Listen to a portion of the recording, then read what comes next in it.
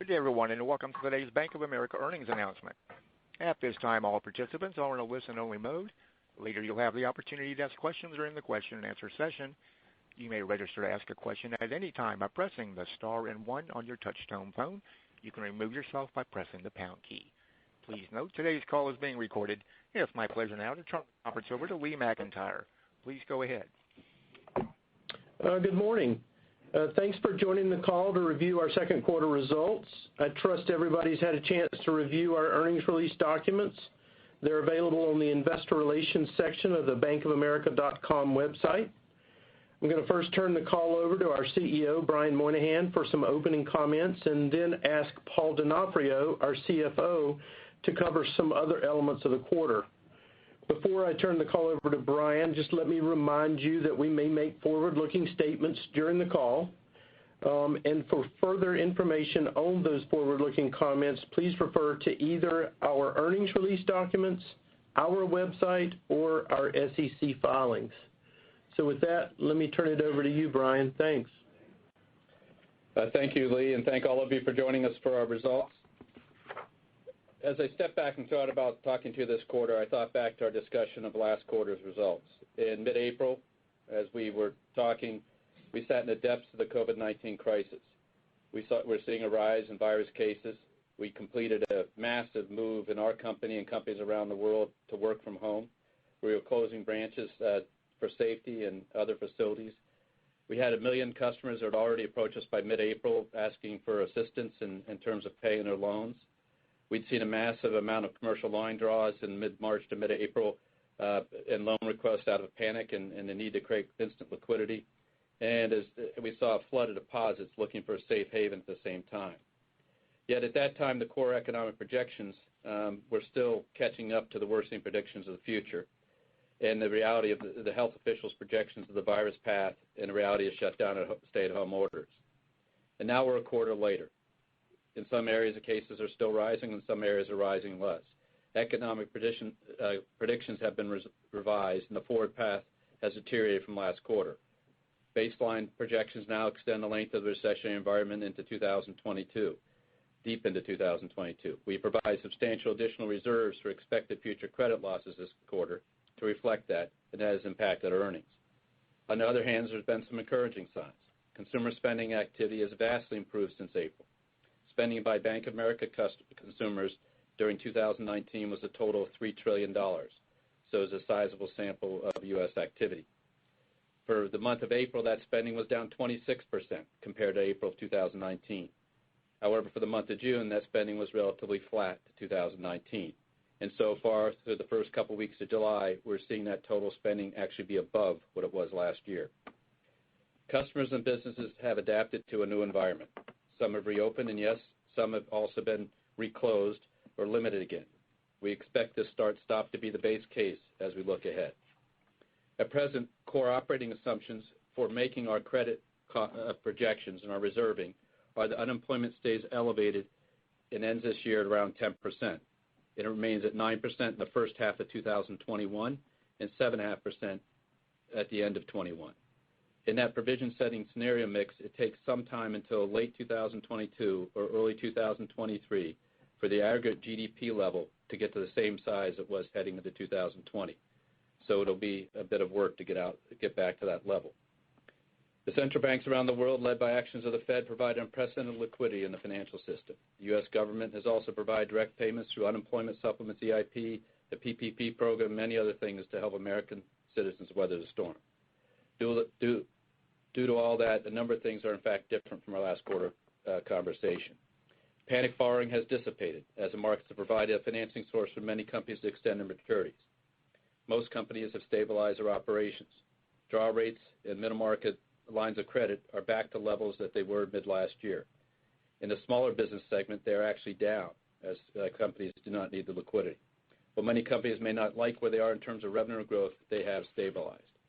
Consumers have benefited from direct stimulus and deferrals on loan payments from banks, such that delinquencies are far lower than would be predicted in an 11% unemployment scenario.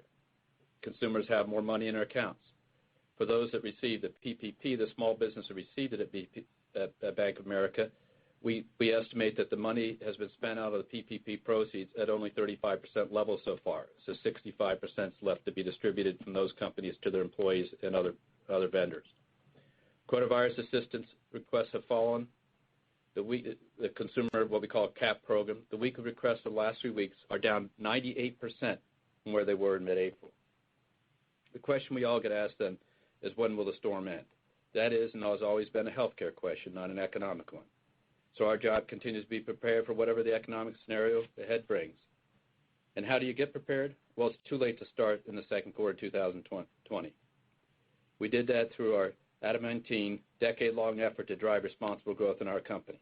Portfolios are in great shape heading into this year, and in the second quarter, we reviewed our commercial loan portfolios at a customer level across our businesses. Our risk ratings are up to date. We're moving credits quickly to criticize or NPL designations. We've also gone through every credit to assess the needs that they'll have to borrow in the near term for liquidity and business prospects. On our consumer books, we've also benefited from the decade-long improvement in our underwriting standards. We remain consistent. And since the virus of rising unemployment-related matters, we pared our consumer risk appetite. A key difference in our company now versus the last crisis is the unsecured card portfolio. It's basically half of what it was going into the Great Recession and with better asset quality. Another example of difference is our commercial real estate, especially the far less exposure, especially in the construction area. We saw recent stress tests prove this out again, as we had the lowest losses among the large firms for the seventh out of the eight past 8 stress tests the Fed has run. We've also improved our fortress balance sheet even from year-end to today. All this amidst this crisis. We have built liquidity. Our liquidity at the end of the quarter was up $800 billion on average. It is significantly up from year-end. We've doubled our credit reserves to $21 billion from where they stood at year-end. We've built our capital levels, resulting in a common equity Tier 1 ratio at the end of the quarter of 11.4% versus 11.2% at year-end. And we're 190 basis points above our regulatory minimum. And as we disclosed to you after the stress test, we have room even within the stress capital buffer as we're floored at the 2.5% level despite the 2% actual calculation. We earned $7.5 billion year to date, even as we built those reserves, and we returned $10 billion of capital to you in the first half. By the way, charge-offs of the quarter were stable, and the ratio remained low at 45 basis points this quarter, and our NPL has only increased modestly in this environment despite us scouring the portfolio for rating changes. Quarterly expenses of $13.4 billion remain in a tight 4-year-long range of $13 to $13.5 billion, with little exception, even as we continued our investments over the period and incurred higher COVID operating expenses. During the crisis, we also haven't lost our way on our strategic programs. During the first half, we have driven our promise as a digital leader across all our businesses. Our capabilities have enabled smooth transitions for our companies and our institutional investors and our people who we work with as customers, whether they're working from home or sheltering in place to transact their financial business, whatever way they want to.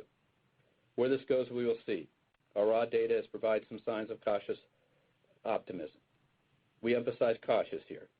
We aren't in a reactive state here. We are being diligent, and we're making sure we keep our company strong. In any regard, we are ready for whatever happens because of the last decade of hard work on responsible growth. Most importantly, we're ready because we have 212,000 talented teammates who work with me every day to come and do a great job for the customers, communities, and our shareholders. So let's drop into quarter 2 results. We're going to do slide 2 and slide 3 together, and I'd ask you to refer to that combination. The commentary on 3 talks about the charts on slide 2. This quarter, we showed the balance in our company. While more credit-sensitive businesses saw lower earnings due to provisions, and lower rates impacted our fast-growing deposit-intensive businesses, our position as a top capital markets platform for issuers and institutional investors allows us to produce solid overall results. Markets served as an anchor to windward for the company. In the second quarter, we produced $3.5 billion of net income. This concluded building our loan loss reserve by $4 billion due to a total provision expense of $5.1 billion. Earnings were 37 cents per share.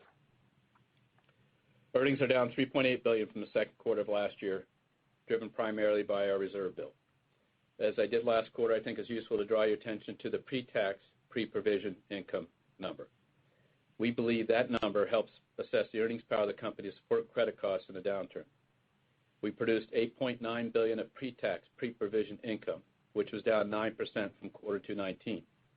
Given the changes in interest rates and the growth of deposits and the impact it has on our company, the forgiveness and fees we've made to help accommodate our consumer customers in time of stress, and the overall lower economic activity at record drops in this quarter, it shows pretty remarkable resilience. In fact, it's just below the average of pre-tax, pre-provision income for the level of the past 4 quarters. The 3% year-over-year decline in revenue was driven by lower NII. NII fell to $11 billion this quarter, this bearing the brunt of the significant first quarter rate cuts for the entire quarter. Mitigating the revenue decline from NII was strong global markets results. Sales and trading revenues, excluding DBA, of $4.4 billion were up 35% year-over-year. Investment banking fees of $2.2 billion were a record and grew 57% year-on-year. In aggregate, we saw $1.9 billion improvement in sales and trading investment banking year-over-year.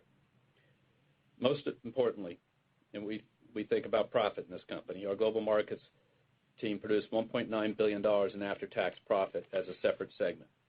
Our non-interest expense was $13.4 billion, as I said earlier. It included roughly $400 million in net impact of expenses and savings related to COVID-19. Our return on tangible common equity was 8%.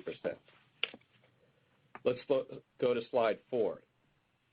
Here we note the continuation and expansion of programs to support our teammates and clients initiated last quarter. In quarter 1, we established broad measures to promote the health and safety of our teammates and help limit their exposure to COVID.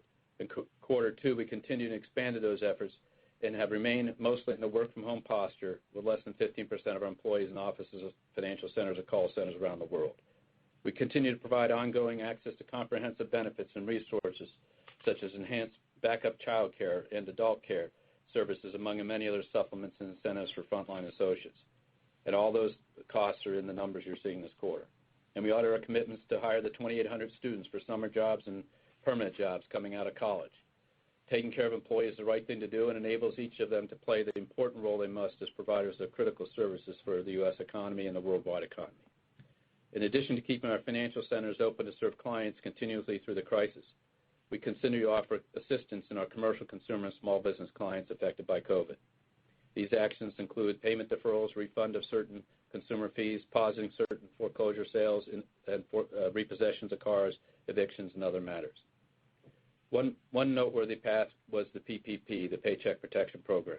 We originated the largest number of loans in that program at 334,000 plus small business clients receiving a loan, providing funding of $25 billion.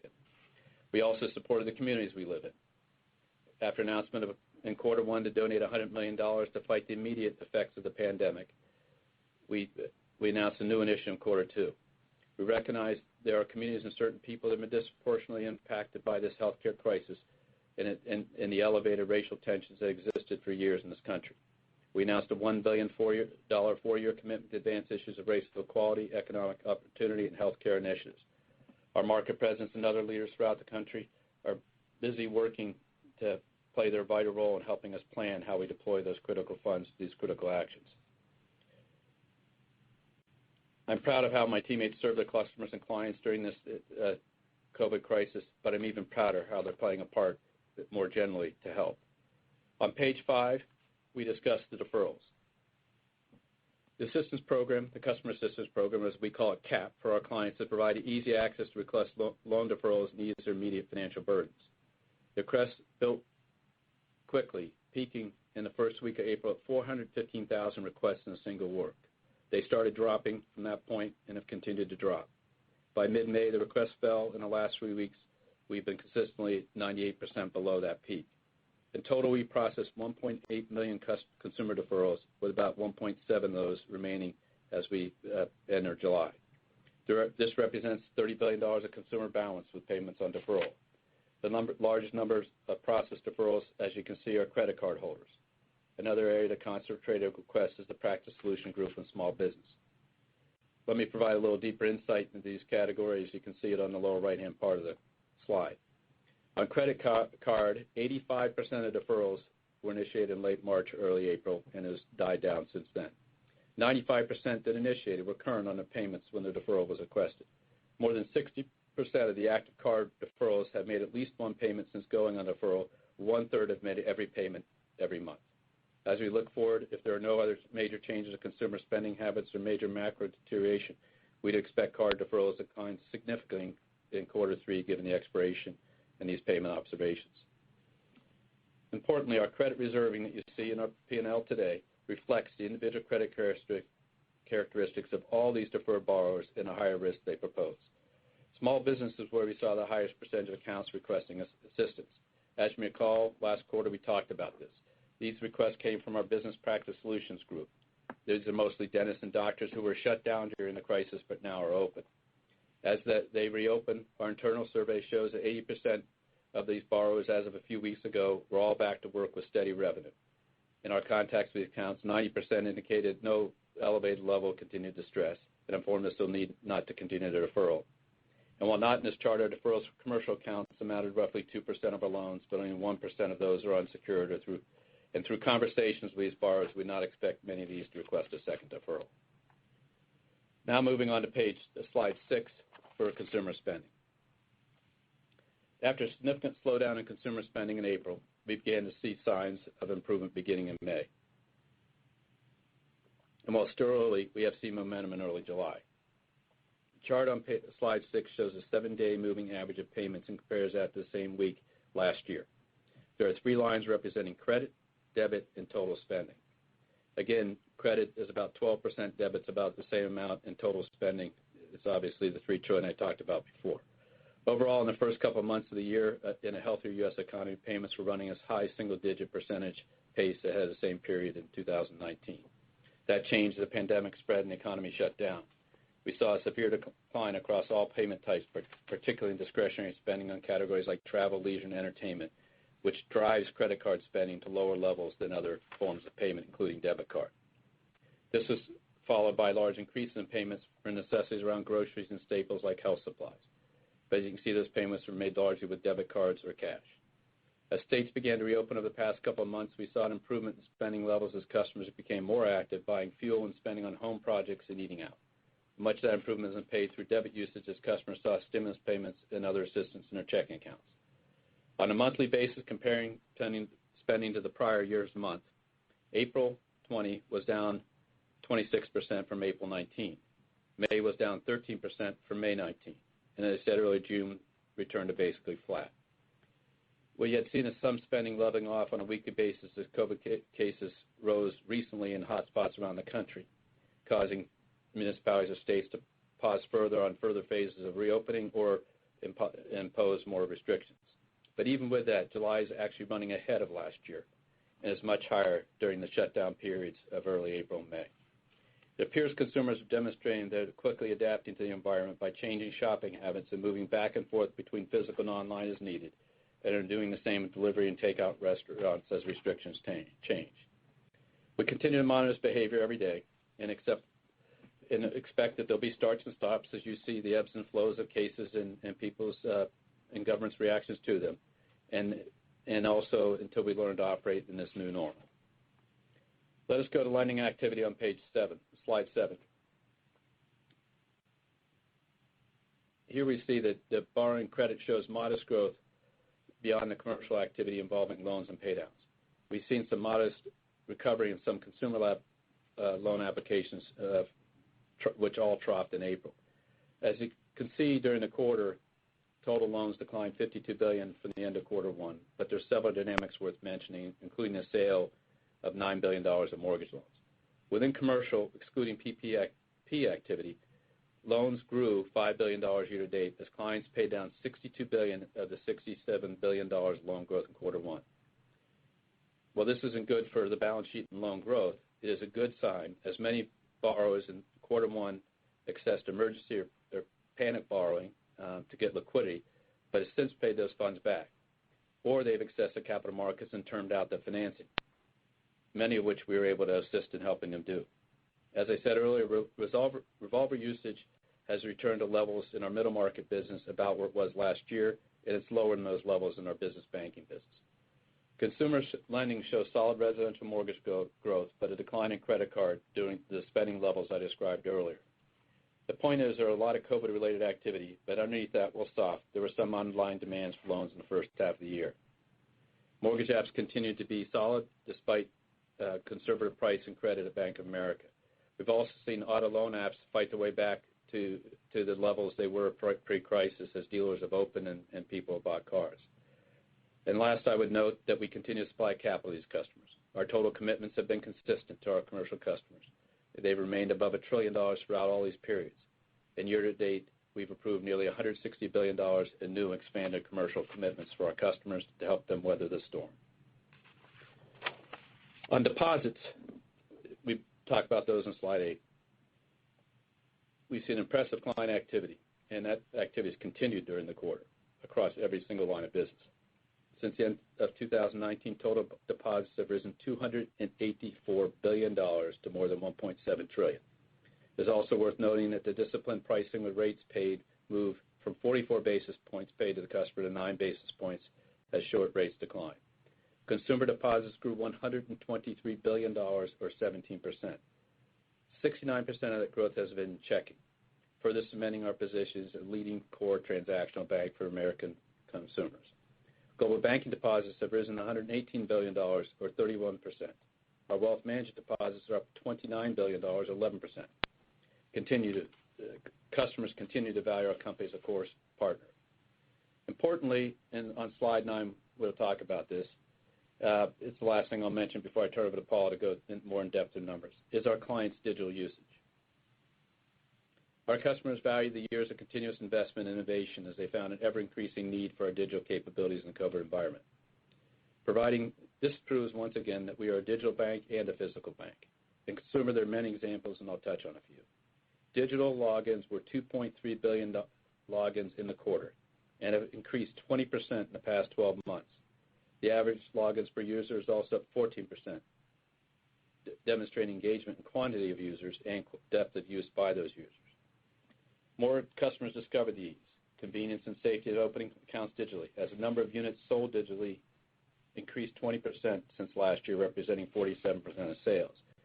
We added over 1 million new mobile check deposit users, with a surprising 22% of those being baby boomers or seniors, who have been traditionally harder to engage digitally. This engagement efforts at keeping our physical centers and call centers running have our customer satisfaction running at all times high at Bank of America. On the commercial side, we've seen an equally impressive growth in our users and usage as commercial users have the need for similar conveniences while they're in a work-from-home mode. In wealth management, in addition to convenient online banking capability and increased engagement, we utilize WebEx and other methods to have secure video conference applications engaged with our clients, which result in household growth in our wealth management business even during the crisis. Digital logins across Merrill clients were up more than 100% year over year, and 39% of checks deposited were digitally versus less than 25% last year. If you look on slide 10, this looks at the more active consumer segment. A lot of you focus on single-purpose payment providers. I want to draw your attention to the top right chart for Zelle to illuminate how much money is moving through our customers through that system. We now have 11 million customers actively using Zelle every month, adding 3 million in just the past 12 months alone. And you can see in the chart we've nearly doubled the volume of transactions every year for the past 4 years to now more than 117 million transactions in the quarter. And that volume has resulted in nearly doubling the dollars used to $32 billion in transfers during this quarter. That's impressive gains given the fact that total payment volumes have dropped. And Zelle is free to our industry's clients and benefits our shareholders through lower costs. Above all, it's better for our customers. And with that, let me turn it over to Paul. Thank you, Brian. I'm going to start on slide 11 with the balance sheet. Our balance sheet ended the quarter at $2.7 trillion in total assets, increasing $122 billion since the end of Q1, driven by a surge in deposits. During Q2, deposits grew by $135 billion, while loans declined by $52 billion as commercial borrowers repaid much of their lines. Excess liquidity continued to be invested predominantly in cash and cash equivalents. Shareholders' equity increased modestly as earnings exceeded distributions to shareholders. With respect to regulatory ratios, for the past 2 years, our CET1 ratio under the standardized approach has been binding but this quarter the ratio under the advanced approach is lower and therefore binding.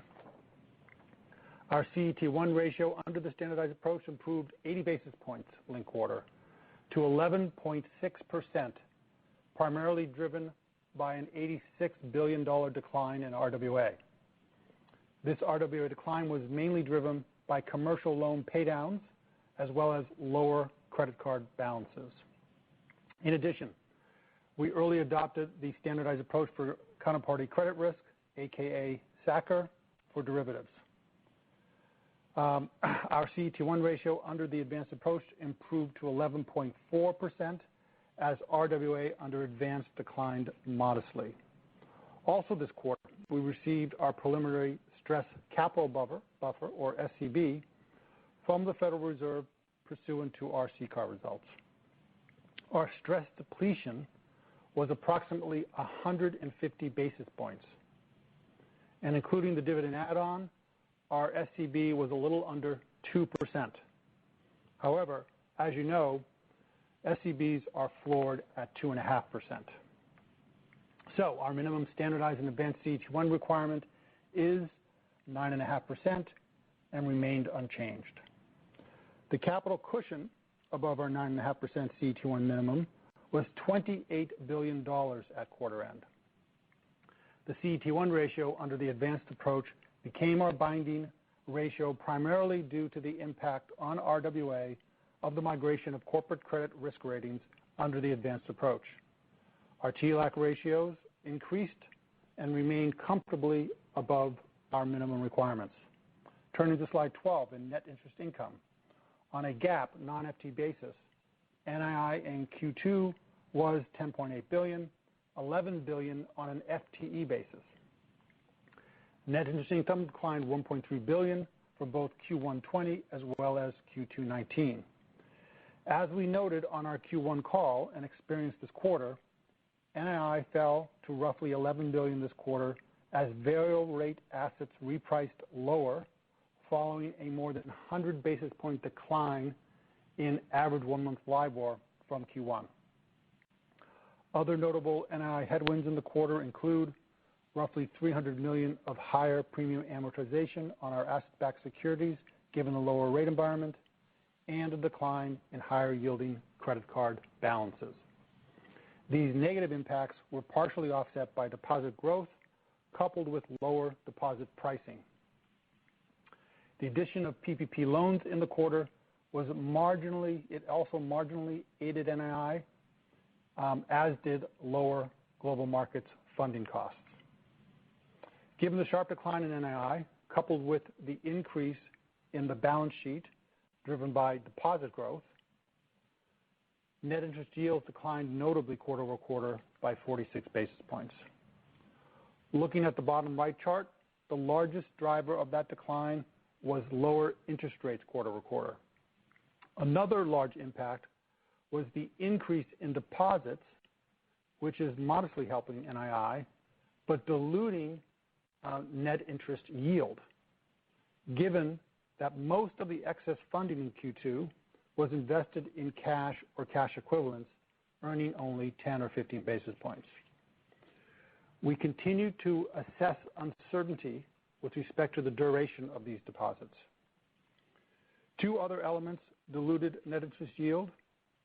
They are the higher level of premium amortization and the lower balances of high-yielding credit cards.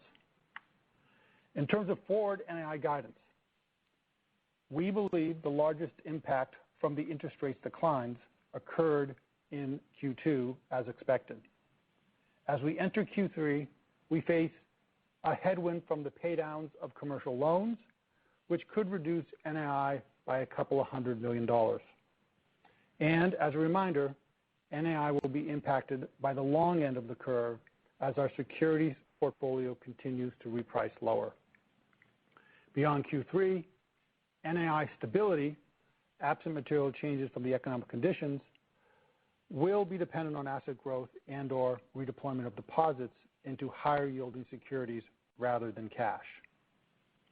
Beyond NII, as Brian mentioned, the balance and diversity of our revenue streams combined with strong expense management has supported pre-tax, pre-provision income despite the unprecedented decline in interest rates. I would also just remind you that short-term rates were near zero in 2014 and 2015 before rates rose. In those years, we produced solid profits.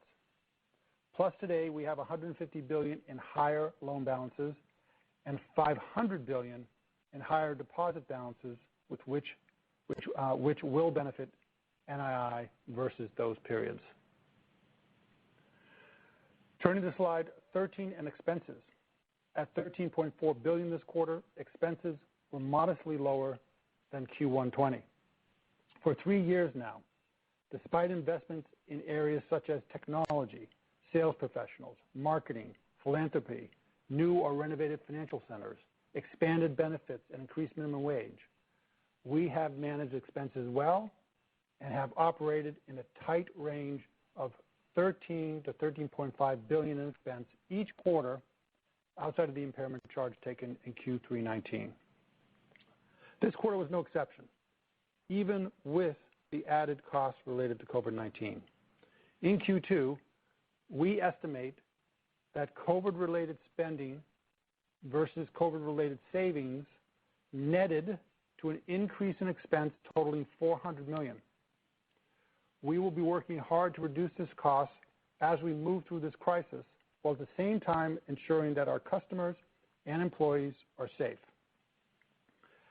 The higher cost of COVID was mostly offset by the absence of elevated payroll tax when comparing total non-interest expense to Q1. With respect to expenses beyond Q2, please note that on July 1st, we began accounting for merchant services provided directly to our customers versus through a joint venture. Accordingly, beginning in Q3, we will record revenue and expense for these operations separately as opposed to netting them under the equity method of accounting. As a result, we expect the expense for this business to add roughly $200 million per quarter to our expense run rate. Additional revenue for merchant services in the near term should be roughly $100 million a quarter, improving as the economy recovers and operations become even more fully integrated, driving increased value for clients. We are excited to integrate merchant services into our lines of business. Merchant services is an important product for many of our clients, from small businesses to large multinationals, who rely on accepting credit and debit cards for significant portions of their revenue. As such, it is core to transactional banking and working capital management.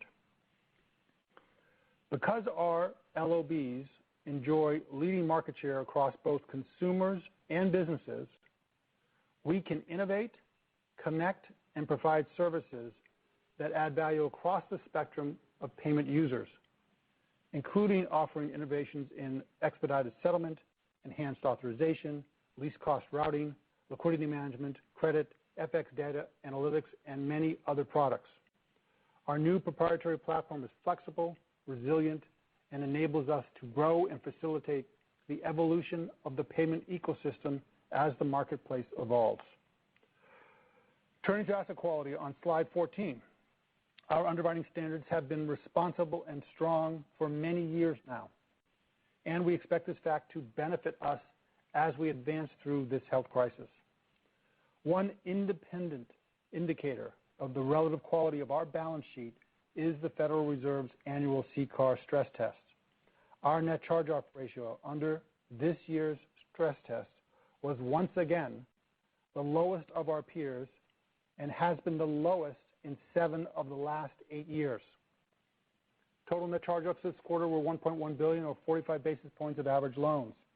Net charge-offs rose $24 million from Q1, with an uptick in commercial losses mostly offset by lower consumer losses. Provision expense was $5.1 billion. Our reserve build of $4 billion reflects a weaker economic outlook since the end of Q1, which impacted expected future losses. While we saw increases in commercial reservable criticized exposures impacted by the virus, overall, credit thus far has been better than expected, as NPLs only rose modestly. Versus our expectations, as the economy reopened, we saw lower deferral requests, better payment trends from distressed borrowers, a slower pace of commercial downgrades towards the end of the quarter, and faster payments of line draws than we anticipated. On slide 15, we break out our credit quality metrics for both our consumer and commercial portfolios. On the consumer front, COVID effects on asset quality remain benign. This is driven by deferrals extended to consumer borrowers, coupled with government stimulus for individuals and small businesses. Consumer net charge-offs declined $138 million, which is partially attributable to deferrals, which should provide a better chance of recovery with stimulus and other assistance. In commercial, we saw a $162 million increase in net charge-offs, with concentrations in commercial real estate and energy. Our commercial loan book, excluding small business, ended the quarter at 88% investment grade or collateralized. One could see COVID's impact more clearly in reservable criticized exposures, which increased $9 billion from Q1. This increase was driven, not surprisingly, by exposures to cruise lines, restaurants, real estate, and retailing. Turning to slide 16, this table provides a full picture of our allowance build since year-end 2019. As you can see, our allowance, including reserves for unfunded commitments, was $10 billion at year-end and has doubled to more than $21 billion, while our overall loan balances are relatively flat. Note that we ended Q2 with an allowance to loans and leases of 2%. I would also note the coverage ratio for credit card increased to 11%. Total commercial loans increased to 1.6%, and CRE rose to 3.5%.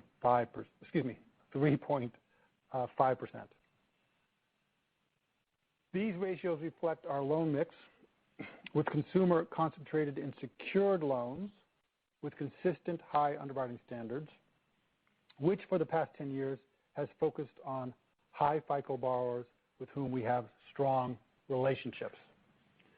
It also reflects the investment-grade nature of our commercial portfolio with strong payment and debt servicing characteristics.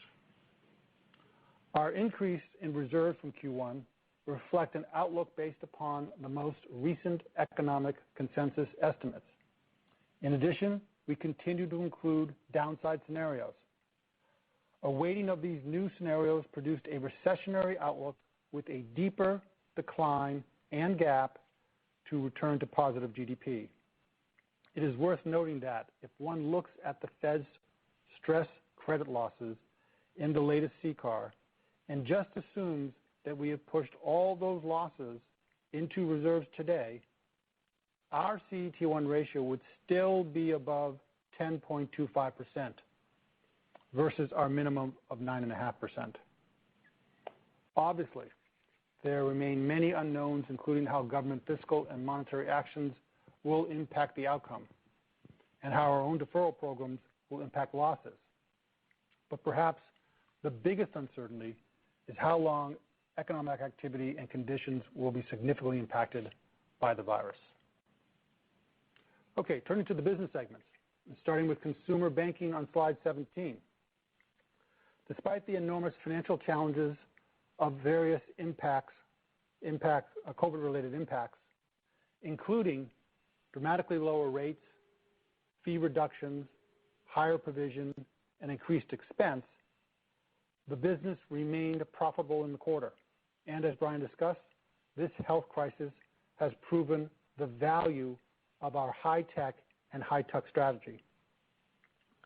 The significant investments and innovation in our digital capabilities have been a valuable resource for our customers, complementing investments in our financial centers and differentiating us from peers. Provision expense reflected higher expected future losses from the worsened economic conditions.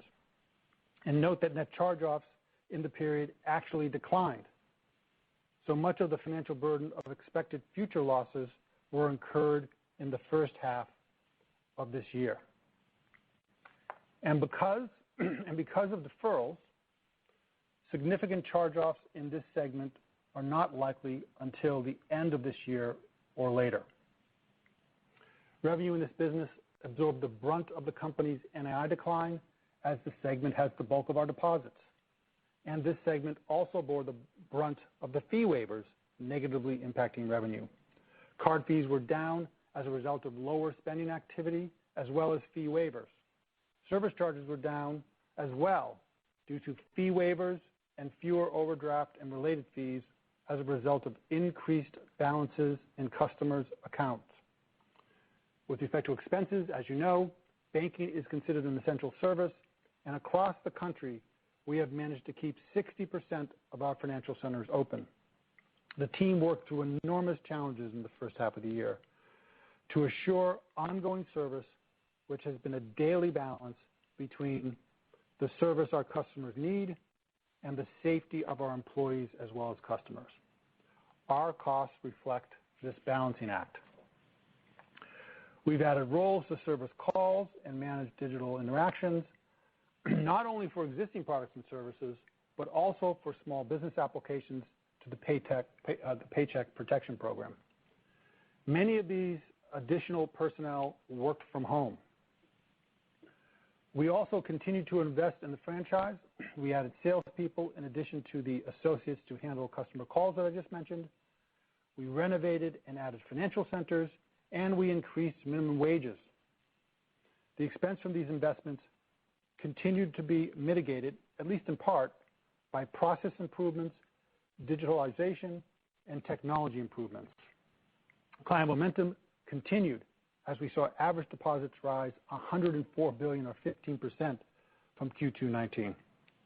Even more impressive was the fact that 70% of this growth was in checking accounts as clients received stimulus, delayed their tax payments, and slowly are ramping up spending. Average loans increased 8%, driven by mortgage demand in this low-rate environment. Mortgage growth was mitigated by a decline in credit card and other consumer balances. We continue to add consumer investment accounts and see strong flows into our Merrill Edge platform. In Q2, we added 9% more customer investment accounts this year than last year, with more than 30% of those added digitally. AUM rose 17%, driven by flows and market valuation. Let's skip slide 18 and move to wealth management, as I think we've covered most of the trends already. So, referring to wealth management and to global wealth and investment management on slide 19 and 20, here again you saw lower rates as COVID-related credit costs impact an otherwise solid quarter with good AUM flows as well as strong deposit and loan growth. Merrill Lynch and the private bank both continue to grow clients as we remained a provider of choice for affluent clients. Despite our sales force working from home, in Q2 we added nearly 6,000 net new households in Merrill Lynch and nearly 500 net new relationships in the private bank. Total client balances rose to $2.9 trillion from Q1, driven by the rebound in equity markets. Compared to a year ago, they are up 1%, driven by strong growth in deposits, AUM flows, and loans. Net income of $624 million was down 42%, driven by a 10% decline in revenue, as well as higher provision expense. The revenue decline was driven equally by lower NII as well as fees. Non-interest income decreased 7%, driven by lower transactional revenues and lower asset management fees driven by market valuations, partially offset by the benefit of AUM flows. Expenses were stable year over year as investments made in the past 12 months in sales professional and technology were offset by lower revenue-related incentives and net savings associated with COVID. Provision expense increased from reserves built for future COVID-related net charge-offs, while current net charge-offs remained low. Moving to global banking on slides 21 and 22. As noted earlier, global banking saw strong average loan growth from Q1 line draws, record deposit levels, and record investment banking fees. But those benefits were not enough to offset the impact of lower rates and higher provision expense as a result of COVID. The business earned $726 million, falling $1.2 billion from Q2 19, but this included adding $1.5 billion to the allowance for credit losses this quarter. On a pre-tax, pre-provision basis, results improved 4% year over year, driven by record investment banking results.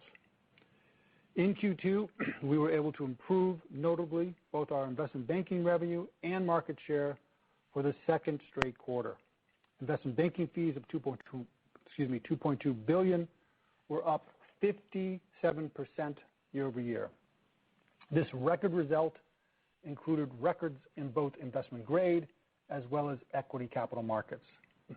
While average loans were up 14% from Q2 19, I would note that repayment of Q1 draws built significantly as the quarter progressed, which will be a headwind to NII in Q3. I would also note that new loan origination spreads increased quarter over quarter and year over year. At the same time, we continued to see strong growth in deposits, which were up $131 billion, or 36%, even as the rate paid declined following the decline in LIBOR rates. Rates paid are now back to levels seen at the end of 2015, just before rates began to rise. Growth in investment banking fees, loans, and deposits reflect not only what we believe to be a flight to quality, but also the addition of hundreds of bankers over the past few years, increasing and improving our client coverage. Turning to digital on slide 23, as we have already covered most of the important points around loan and deposit activity on 22. As in consumer and GWIM, our digital capabilities are more important and useful than ever in this health crisis, enabling clients to work from home and seamlessly manage their treasury needs. And it's no surprise that in this environment, we would continue to see increased use of these capabilities. Switching to global markets on slide 24. Our teams performed well in an unusual environment, producing the best quarter of revenue since the first quarter of 2012. We saw the fixed income market mostly strengthen through the quarter, and prices recovered from Q1, with particular strength in credit products. As I usually do, I will talk about results excluding DBA. This quarter, net DVA was a loss of $261 million. Global markets produced $2.1 billion of earnings in Q2, nearly doubling the prior year's period, and increased 42% from solid Q1 results.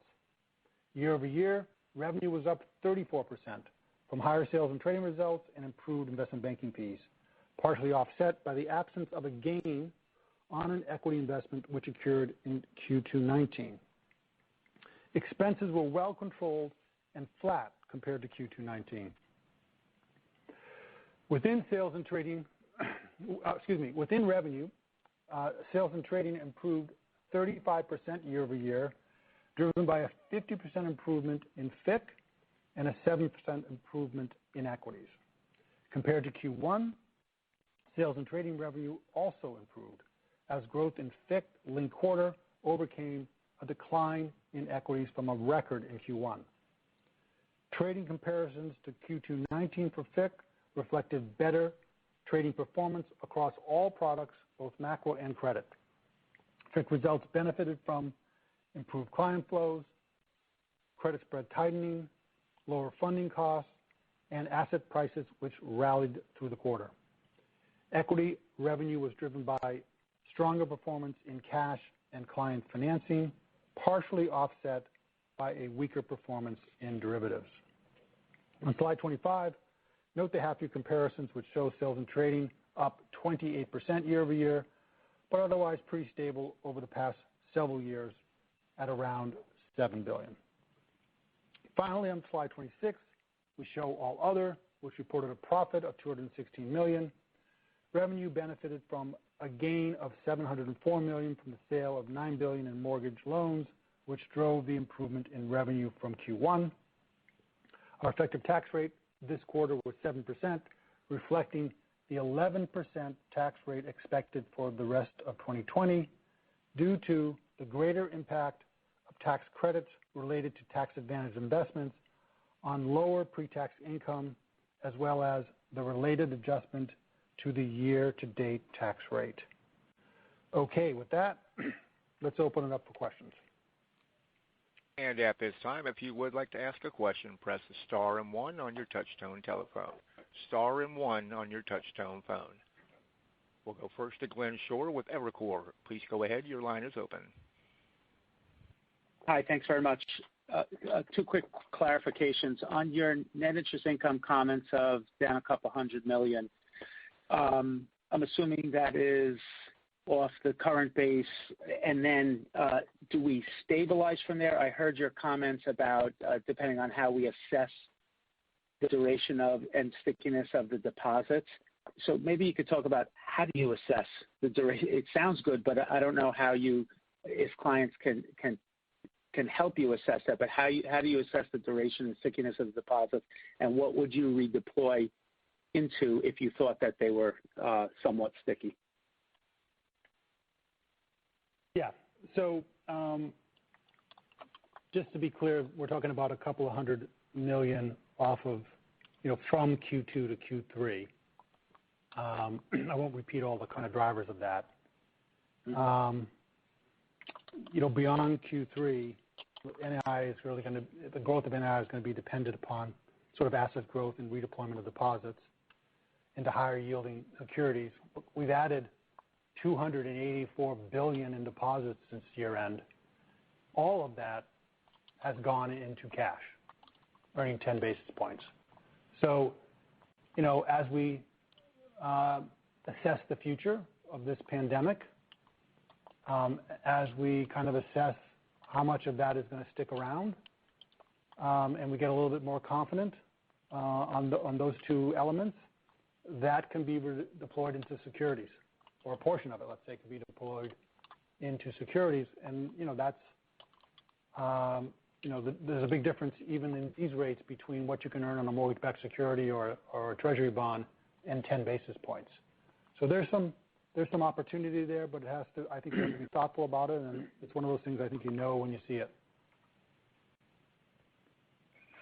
Got it. Maybe a similar question on expenses. The $400 million in COVID-related expenses, I'm assuming that's a combination of PPP and work from home related things. Does that roll off starting now? Does that stick around? I want to get to the core number that we're adding the 200 of merchant servicing expenses on top of. Thanks. Yeah, sure. So as we said, we're sort of estimating that if you take all the increases from COVID-related spending and all the decreases, you're at a net $400 million. If you think about all those increases, it's not just PPP, there's supplemental pay, there's child care, there's masks, there's food, there's more financial guards at our financial centers. You've got all the PPP-related expenses. You've got all the tech expenses, moving people, virtually all our employees moving to work from home. You've got some offsets in sort of travel and other employee expenses in terms of meetings. That all kind of nets down this quarter to $400 million. We're going to work on that. I don't think you can say it's all going to go away in Q3, but we're going to work on those expenses as we move forward. But of course, we're going to make sure anything we do, we're not jeopardizing the safety of our customers and employees. So we think there's some, opportunity there. Okay, last one. The wealth management reserve build, I wonder if you could talk about the profile of those loans. How much of that is to things like a building for a wealthy individual that that's their corporation. Just curious on what in wealth management would require that build. I think most of it's mortgages. And there's some commercial lending in there, but it's all very high quality and personal wealthy people's loans, and some they were 30% of our mortgage originations this quarter, 8 of the 20. And so, it's a significant mortgage book, and that picks up some and just the estimates. Whether it happens or not is a separate question. But we feel good about that portfolio, but it's just the same factors apply to the rest of the portfolios applied in that business. Okay, appreciate it. So when we look at things like real estate exposure, we consider real estate exposure in that business of people who have buildings and things you're talking about. There's, going back, Glenn, to the many years, there's no hidden sort of real estate exposure in our wealth management business. It's handled as real estate. Understood. Thanks, Brian. Next question is from Mike Mayo with Wells Fargo. Please go ahead. Hey, Brian. You mentioned July activity is above last year. Is that right? So just a little bit more color on the green shoots. Seems like the trends are all in your favor, but I'm just wondering if that's backward looking. In many of your markets, like Florida or Texas or California, I mean, that's where you're big, you're seeing an increase in COVID cases, and I guess that leads to deaths and that leads to shutdowns. So from an on-the-ground perspective, do you expect these green shoots to continue? What advice do you give the governors in those states? How does it all shake out? The first advice we give to everybody is try to be safe. The faster you can get the environment to tip over, as you've seen in some of the hotspots we talked about last April, you can see the activity pick up. But just to be very precise, the data through the 14th of July, so that's about as recent as you might be able to get, is up over last year. If you look in the first 2 weeks of July, it fell a little bit in Texas and places like that, but it's still 25% higher as an aggregate than where they were in the shutdown phase. So it'll plateau a little bit, Mike, I think, and you'll see that ebb and flow. But there are other activities that just overwhelm, what you see in terms of the bars closing and stuff, just the general activities, the improvement in people's homes, spending on their homes, and you saw some of the data today that supports that in the retail sales numbers. So yes, it's flattened a little bit because flattening credit card, you'll see that more dramatically because the credit card spending that goes on in restaurants and travel and stuff. But it just in the last couple of weeks, it fell, mid-single digit percentages, I think, in some of those in Texas and Florida, but it's still 25% compared to that week to the week, the weeks before the reopening is 25% up. So we'll see it play out. It's hard to be any more down to date than July 14th. And then a separate question, I guess you've added more to your reserves, $8 billion added to your reserves the last 2 quarters, another $4 billion this quarter. Pretty remarkable. And your net charge-off ratio is flat quarter to quarter. Talk about a disconnect. However, maybe it's not a disconnect. So I guess this is a tough question. But what would your charge-offs be? What would your NPAs be if you didn't have the forbearance in place? Like if it ended tomorrow and you had to recognize the full extent of the problems, just in a sense of order of magnitude, would it be 5% higher, 10% higher, 50% higher? What? Just to give you a simple answer, and a little bit, Mike, will always depend on timing because you think about credit cards and there's a roll rate to them, as you well know. But just for the second quarter, I think the number would have been another $40 million higher if you took all this stuff and assumed the payment behavior took place, but there was no deferral. And so that's $40 million on $600-700 million bucks. So it's something small. Interesting enough, for the non-deferred customers, the delinquency quarter to quarter actually went down 15 or 20 basis points. Or the non-deferred customer, excuse me. The non-deferred customers. So 90% of people in card that didn't defer, their delinquency went down quarter to quarter. And so as you think about that, it's a mixed bag.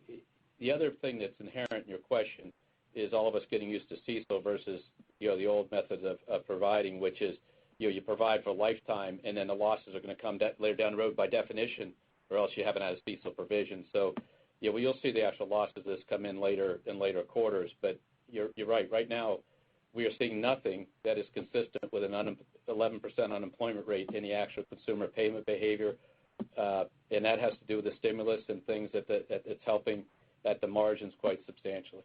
So it's hard to predict because there's a lot of factors in it, but that's kind of the data points I give you to give you a sense of it. And just last follow-up, I mean, clearly the stock market, based on your stock price, doesn't believe you. They think your customers are a lot weaker. Are we just not seeing it yet? I mean, not 2 or 3 quarters from now, we say, it was a lot worse than we expected, or do you think this is going to play out and that, like, actually the borrowers are in better shape than people realize? I think part of this will play out in terms of how the path forward on phase 4 stimulus and everything occurs. But even on the commercial side, if you look, the NPLs went up, $350 million or something on the commercial NPLs for the quarter at 40 basis points. So even on the commercial side, and we asked our team to go through every commercial borrower in our business banking and our middle market segment, which is tens of thousands of borrowers, and assess every one of them, re-rate them, make sure they're all up to date, make sure you just really go work on it when they were at home and not able to do as much. And they've gone through that book, and what you see criticized moved up, and that's expected. The actual non-performers aren't, and so those commercial customers are adapting, and you're seeing it. So I think we basically have looked at the assessment, the provision setting methodology is, as we said, 10% unemployment year-end, 9% first half of next year, gets down to 7.5%. So it's not a rosy picture in a lot of ways, but and the proof is, we give all this data to the Fed, as Paul said, and they do a stress test, and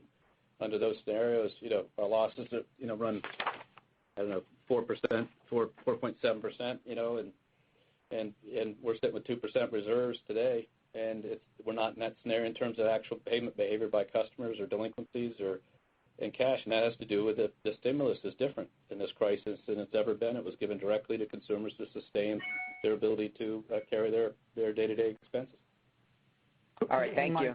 It's obviously, Hey, Mike, it's obviously hard to see data yet, right? But there are some clues out there, and you can start looking at those clues across the industry. And you mentioned one of them. Let's just look at losses. You can look at NPL growth. You can look at reserve crit growth. And then, as Brian just said, I mean, it's not like this is one time where our loss ratios in the Fed stress tests have been the lowest among peers. They've done 8 exams. Every one of those exams is kind of different. They did this thing and that one and stressed this thing more and that other one and changed something else in the next one. 7 out of 8 of them, no matter what they changed, no matter what they did, we had the lowest loss rate. So there is some evidence out there if you look carefully at it. All right, thanks again. Next question is from Jim Mitchell with Seaport Global. Please go ahead.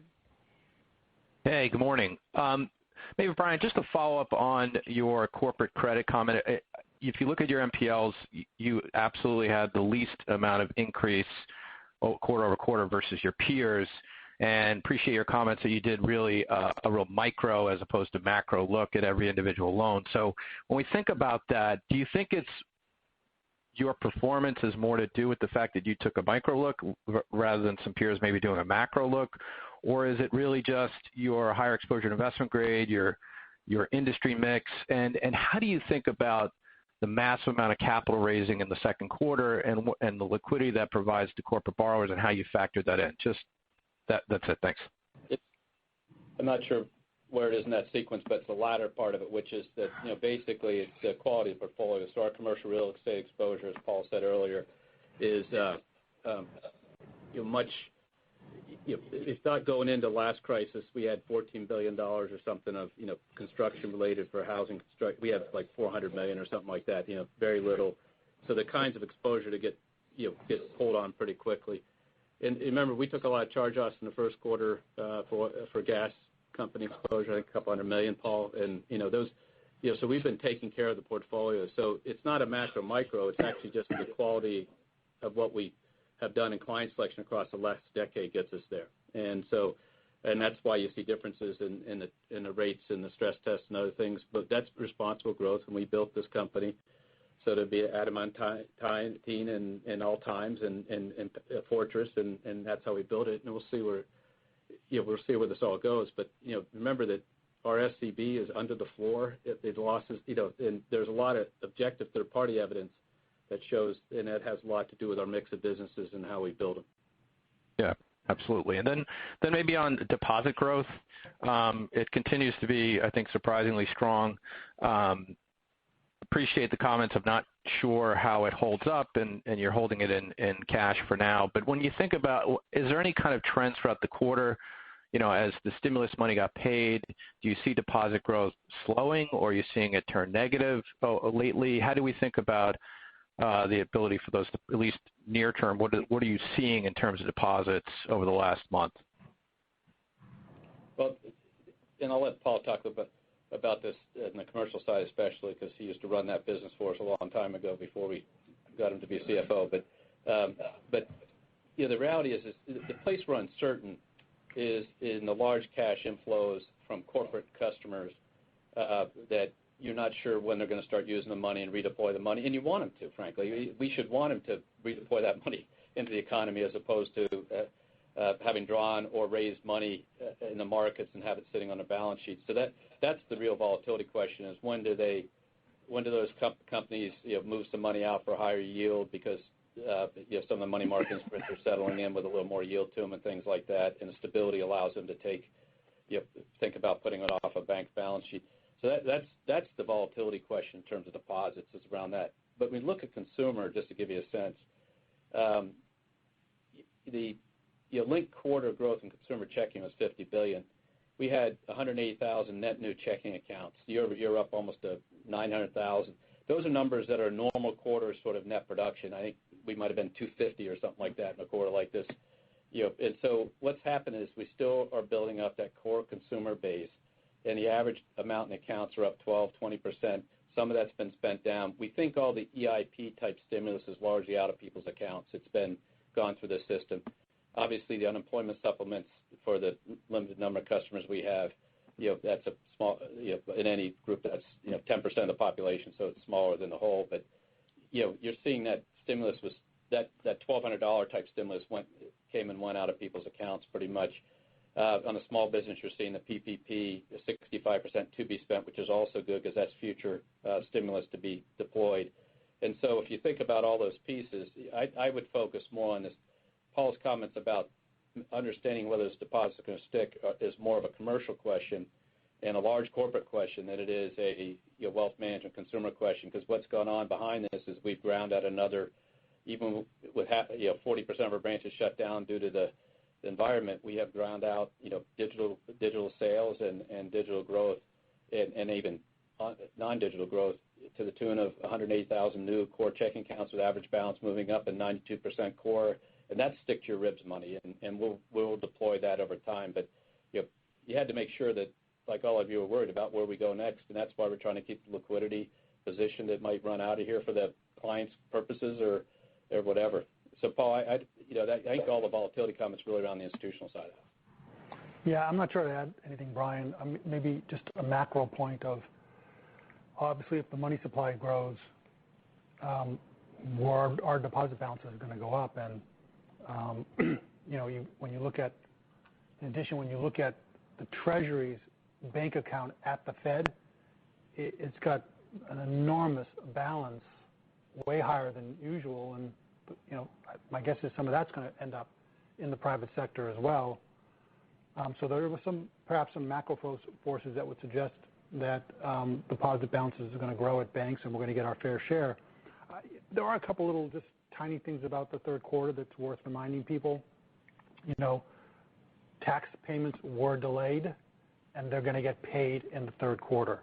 Plus, we're all hoping, as Brian says, that spending continues to increase, and so some of that excess money that's sitting in people's accounts may get spent both on the corporate and consumer side. And then in GWIM, you've just got a lot of deposits came out of the market and went into deposit accounts, and if markets continue to feel good to people, you expect to see some of that come out of deposits and go back into the market. All right, well, that's all really helpful. Thanks. Our next question is from Betsy Graseck with Morgan Stanley. Please go ahead. Hi, good morning. Couple of follow-ups there. One on the point that you were making about the deposits. It's interesting that you had all of those drawdowns and paybacks, but the deposits didn't leave yet. That's basically what you're referring to, right? Yeah, Betsy, that's the interesting point. You'd expect if they paid them back, you'd have seen it, but other cash came into those companies and it came on the books, and I think we grabbed more than our fair share. That nothing to do with the consumer side, but an institutional side. It's been interesting because our predictions would have been that we'd have seen the deposits decline already, and they haven't. So my two questions, one's on just the forbearance and the waivers. Can you give us an update as to how you're dealing with those? Do they roll off automatically? Are you going person by person? How should I be modeling this fee waiver fading? Is it, going to come back? Do you kick it back in? And do you stop the fee waivers in 3Q, or is it going to be more of a phase in through 2021? Just help us understand how you're dealing with that. I think leave aside mortgage has different aspects because of statutes and stuff. The rest of the lending side stuff begins to, especially like the small business, as I said earlier, really runs off as we speak, and then some of the other products run through. We're always going to help consumers in distress. So if somebody calls up and says, I'm unemployed and I can't work and stuff, we're going to work with them, and we're going to work on both on the fee side and on the collection side, for lack of a better term. But our view from the start was we want to have that dialogue with the consumer to help figure out where they stand, and so that activity starts to pick up. The waivers, by definition, were 90 days and things, they roll off. But what you'll get away from is people who did it out of panic, which when you see somebody's paid every month, obviously they didn't need the waiver. Those people roll off and disappear, and you'll get down to the people that you need to actually help that are unemployed and struggling, and we'll help them. We'll work with them like we always do in our collection efforts. So that's the sort of credit side of the thing, and the big numbers will move. The numbers of requests, I said, have dropped 98%, so it's really nothing. If you look at our percentages relative to the industry and mortgage, we're lower across the board, 200 basis points, 150 basis points in terms of requests and stuff, so we feel good about that. When you get to the fees, this is really going to come down to this. We went into this thinking about it as a bit of a natural disaster type approach, Betsy, so that's going to come down to where the consumer lives, the market, the condition, what's going on in that market, and whether they're able to work and things like that. So we'll see that play out. If there's another round of stimulus payments, we waive the fees so people wouldn't have the fees. We held off on the fees that they had that could have been negative in their account to make sure they got the whole $1,200 in the case of the last payment. We will do that again because that's the right thing to do to make sure they get the benefits of those payments.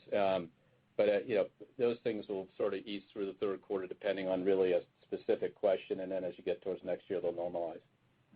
And then as we go through this pandemic, obviously we've got flashpoints building again in certain locations. Like you were asked earlier on the call, you've got a big footprint of branches in these locations. So, I would think that your programs are open, obviously, for folks who are coming back, into that second wave. You just want to confirm that. And then how are you thinking about the branch footprint just generally? I mean, you mentioned earlier about opportunities to improve efficiencies to claw back the $400 million, net COVID cost increase that you experienced this quarter. But a little bit longer term, given the increase in digital, the fast ramp that we've seen in the most recent couple of months, does that make you think, hey, we can pull back on our branches, even more than we had been thinking before? Give us an update there. Thanks. Yeah, I think the time to figure that out will be a little bit later, Betsy, not because we don't work it all the time. So even year over year, I think we're down, 30 or 40 branches or something like that in terms of branch count. This last year, second quarter, this year, second quarter, we're always working this dynamic. They might be bigger and replace 2 or 3 small ones. They might be places that we just had too many, whatever, but we'll always be working that. So 6,100 to 4,300 branches continue to work it. And we're doing that by following customer behavior. So if some of this behavior changes stick to the ribs, you'll see us keep fine-tuning our system. By the way, the cost of deposits, in other words, all the operating costs in consumer over deposits actually went down year over year. again, by about 7 basis points or something like that. So we continue to manage that overall operating cost down. And it's not just the branches, it's all of the call centers and all the things around it. So let us play that out. I don't think, and then by the way, remember we're deploying and we opened branches in the middle of this thing in places in Ohio and stuff we didn't have. And so that replaces some of the count, but a much different execution than something that may have been left over from years ago. So it'll play out. I don't think they'll go one way or the other way dramatically, but what will happen is some of the count will be consolidated markets as we've always been doing and deploy to markets where we don't have reach. I think on a given day we're still getting 500,000 visits to the branches, so it is an important part of what we do. And the teammates in those branches have done incredible work being open every day during this crisis, despite what was going on in the environment around them. So it'll always be incredibly important part, which makes us different. We're a big digital company, and we're a big physical company. That combination produces superior customer reach and results. Thanks. We'll go next to Matt O'Connor with Deutsche Bank. Please go ahead. Good morning. Can you just talk about the small business PPP in terms of the timing of when you think it'll be repaid or forgiven, and remind us of the accounting there, and is that included in your net interest income outlook? Thanks. And when I start with the accounting, so if you look at this quarter, there's about a little under $100 million. It'll be a little more than that next quarter in NII for PPP. That's a function of 1% interest rate plus under FAS 91 you got to amortize the fees into NII over the life of the loans. In terms of the overall program, we did about 335,000 loans in a few weeks. That was quite expensive in terms of all that we had to do to do that well, and so I would not expect much, if any, profitability out of PPP.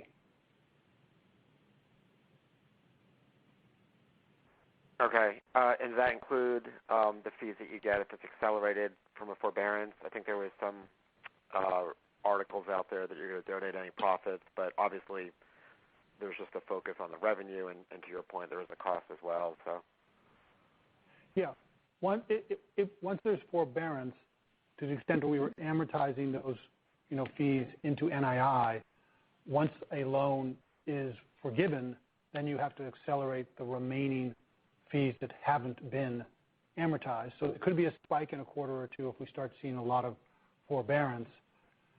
But again, as you know, we said we're going to donate profits, but I wouldn't expect a lot of profits out of this program. 335,000 loans in a quarter is probably, I don't know, I think somebody in consumer told me it was like 10 years of loans in small business. This was a massive effort that involved people outside the company, in the company, to do it well.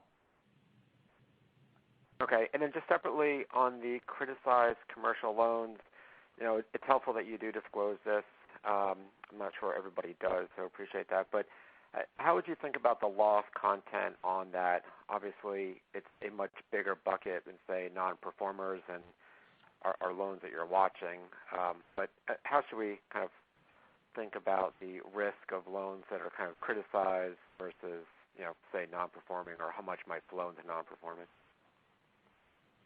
I think that depends on the loan. They're largely secured. They're collateralized. What's the recovery? But remember, the criticized is the ratings driven is a loss, a probability of default, loss given default, and then the collateral structure. So that's all built into the reserving methodology that results in a reserve build. So it's not something that you have to think of separately than NPLs. It's just there are different stages in the process of getting through the system. But so it's really, you have to say if it's, we for example, we have a lot of retailers who have gone through bankruptcy over the last several years. We haven't lost anything because of the method of securing yourself and things like that. But that's a business we've had for decades that has done a great job there. Whereas, if it's an unsecured line and you have a fallen somebody falls quickly, that can be more problematic. But just rest assured, it's all built into the methodology, which produces the loss content, which produces the reserves, which in the scenarios we use. Okay, thank you.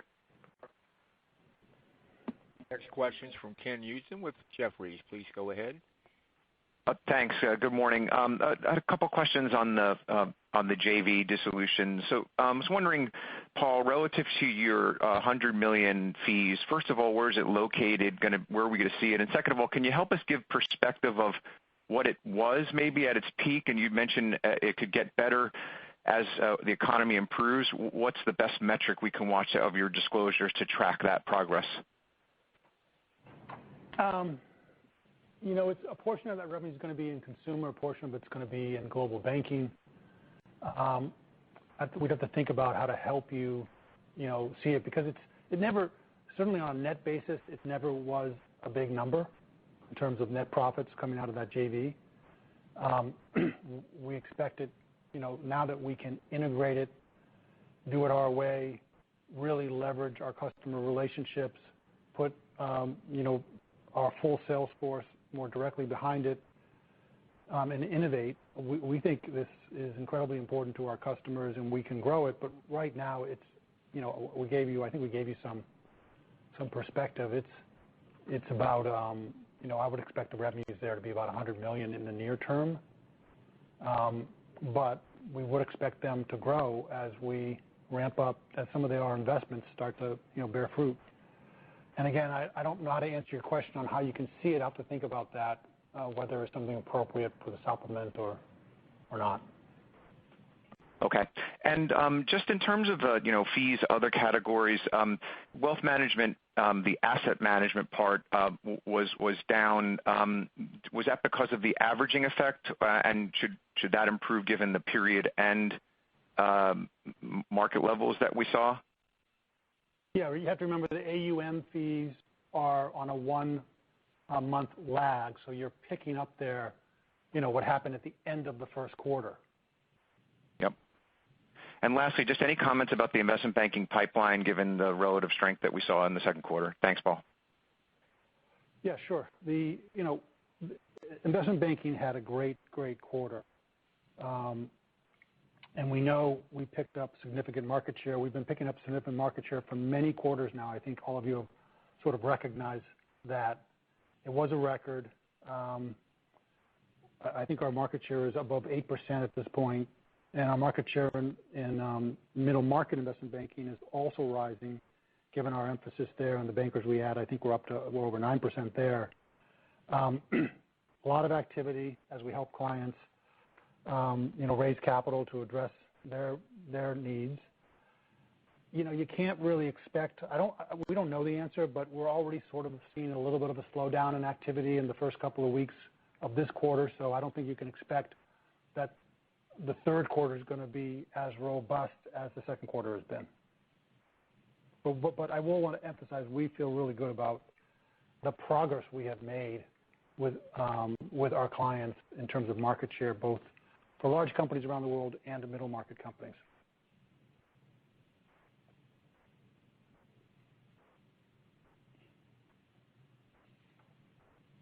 Thank you. We'll go next to Saul Martinez. Please go ahead. Your line's open. Hi, good morning, guys. I wanted to start off on NII, just a bit of a clarification. You said NII would be down a couple $100 million quarter on quarter on commercial paydowns. You also said that long end rates would also weigh on NII. Just can you give us a sense of what the order of magnitude could be in terms of additional NII pressure to the third quarter from long end rates? I would assume that the redeployment of cash into securities is something that helps, but only over a longer period of time. And I know, Paul, in the past we talked about reinvestment risk and kind of sized up the impact of long end rates on securities cash flow. So if you can help us understand the potential impacts on third quarter and how to think about it beyond that. Yeah. I will say in terms of our $200 million of kind of perspective being down quarter over quarter, 2Q to 3Q, we're kind of putting all that stuff in there, right? Okay. You've got loans being potentially down. You've got average LIBOR coming down. You've got the securities portfolio. It's kind of all in there. Securities portfolio, about $20-25 billion matures every quarter, and reinvestment yields right now are significantly below where the portfolio is. So that's just going to slowly dilute over time. We can offset some of that if we decide to take some of these deposits that are now sitting in cash and put them into securities. We can get a sort of a natural offset, but we have to sort of just see how that all plays out. Okay, I think I may have misunderstood. I thought you meant so the $200 million, a couple $100 million is all in, not simply from the impact of commercial pay downs, but from a number of things, I guess. I guess I wanted to go back and follow up on Matt's question on PPP and get a little bit better sense for what the order of magnitude of the impact could be, because you have 25 billion of PPP loans, and I think it's fair to assume that a pretty sizable proportion of those will be forgiven. And given the fee rates on those, we're not talking about small numbers even relative to the size of your NII. You get to easily over $1 billion.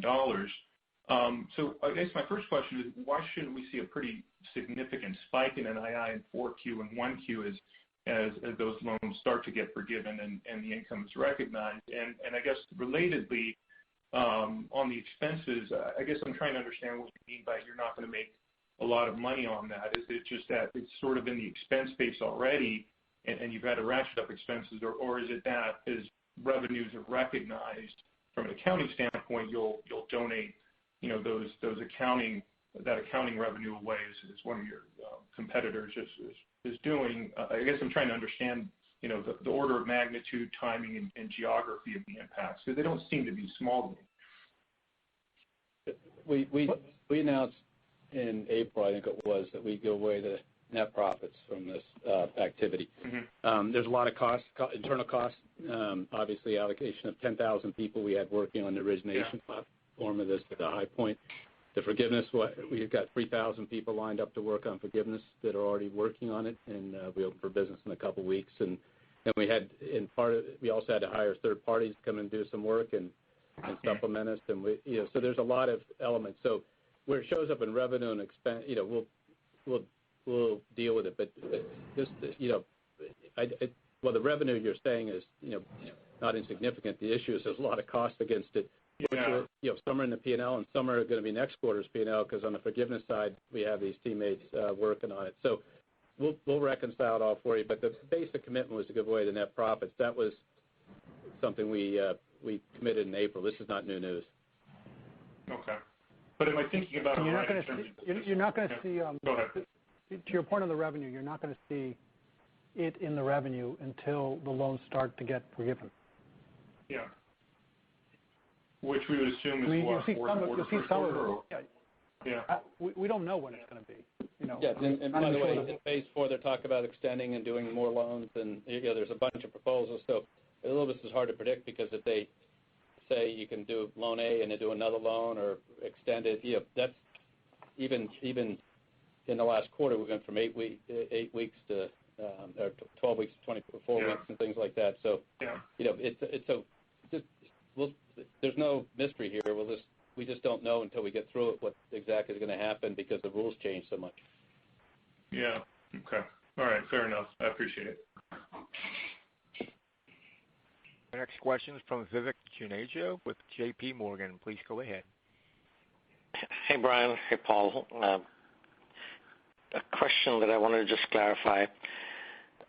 The consumer loans that have been deferred, I'm presuming in sort of late June, early July, you've started to see some of those start to get through their deferral period, since deferrals were 90 days. And so what are you seeing in the ones where deferrals are done? What percentage are re-upping and asking for a deferral to continue versus how many are going off? And of those going off, what are you seeing?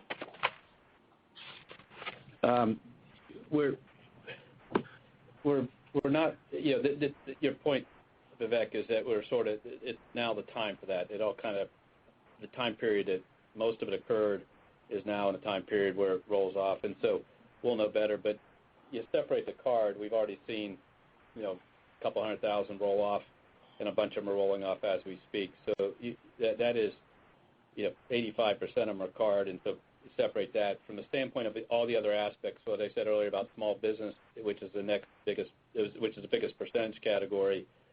Those are docs and dentists, and they've all told us they're paying us, and their payments are now coming up in July and early August. In terms of home loans, we're seeing the numbers on deferral drop every week because the new requests are less than people who continue to pay. And so it's going to come down to cards, and we're in that period of time. But there are substantial reserves set up based on the credit characteristics of those individual cardholders and what our expected outcome for them are. And as we said earlier, a lot of them, a substantial number have been paying us every month. Some haven't been paying us at all. Some have been paying us part loan, and that'll all play out this quarter.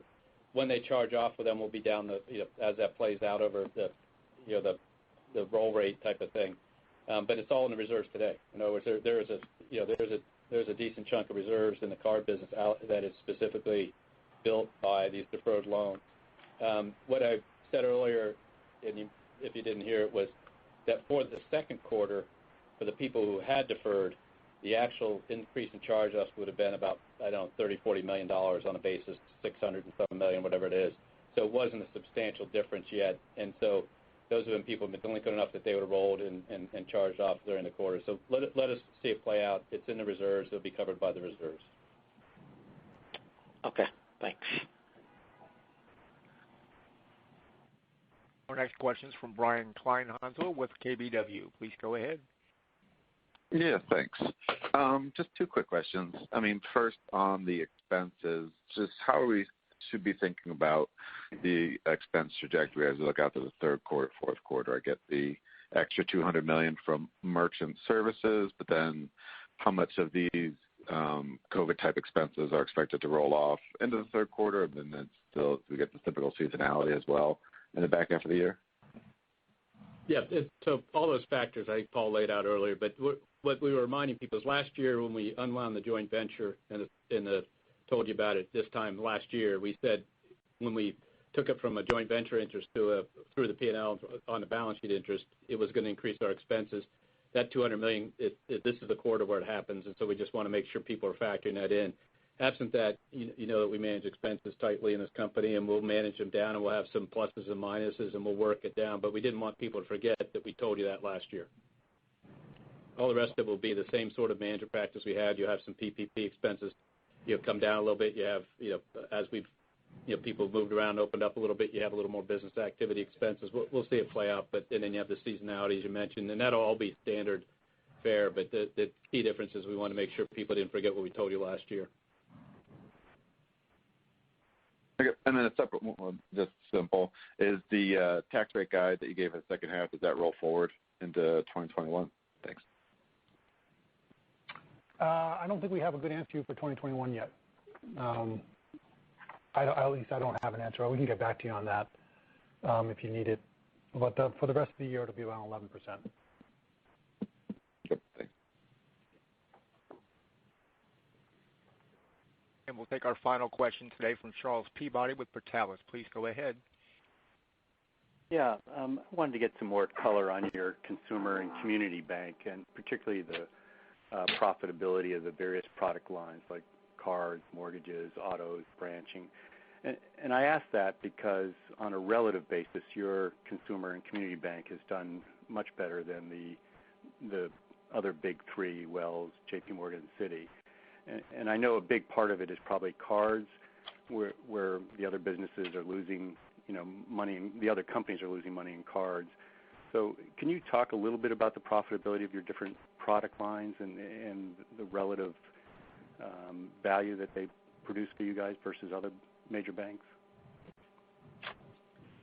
I'm not sure I frankly agree with your premise that the profitability of our consumer bank is driven by the deposit business. And so given that you're in the middle of a twist right now with rates falling and the floors of zero rates in the consumer business, that the card, it fell this quarter, but that'd be expected as you go through this twist. So it's been running, the deposit segment had been running $2 billion a quarter type of numbers, and that's in a consumer lending segment would have been running, even back in 2019, about $1 billion a quarter. So it's a business and that's all lending, not just the card lending. So it's a business which is driven by the deposit business, and when the rates fell as quickly and we moved rates down in a quarter, it's going to take a little while to catch back up. But I'm not sure I agree with the premise, and that it's driven by the card business. The card business is a portion of that third of the general operating profit. I think you're right, Brian. I think the way to think about it is we started at a position of profitability before rates came down that was stronger than many of our competitors, given the strength of our deposit franchise, and given how careful we have been, with respect to credit, unsecured consumer credit.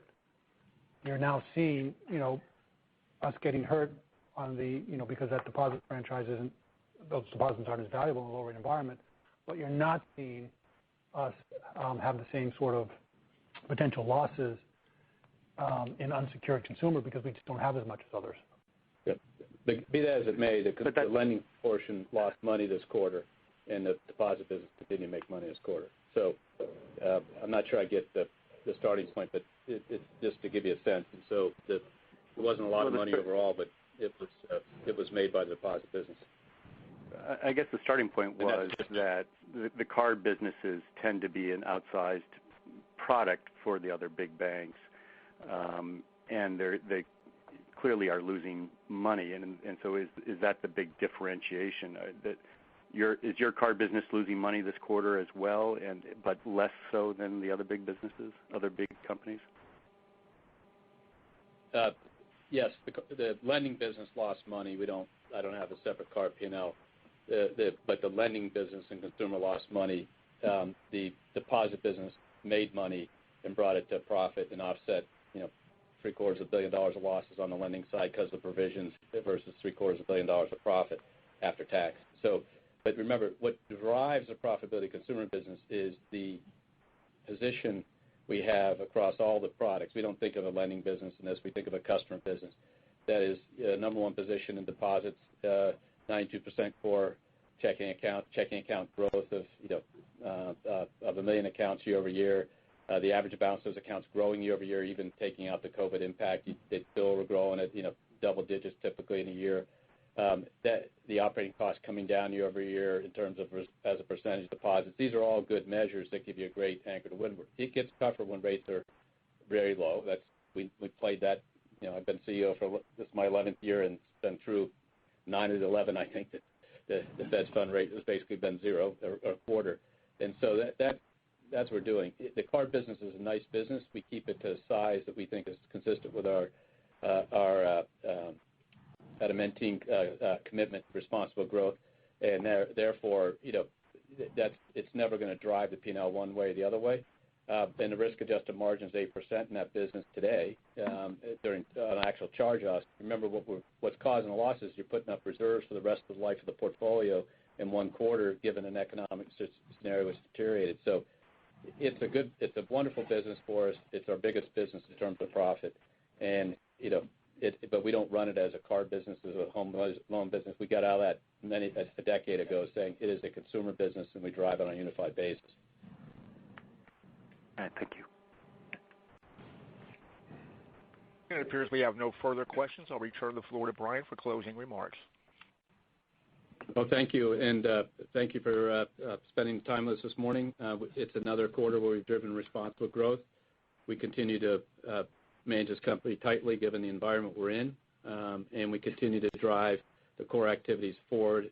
And this quarter, we're especially pleased with the work our team did in global markets and the investment banking area, that gaining share and providing the earnings power to have us earn twice our dividend, build our capital, build our liquidity, and have the worst economic quarter since the Great Depression. So thank you. We'll talk to you next time.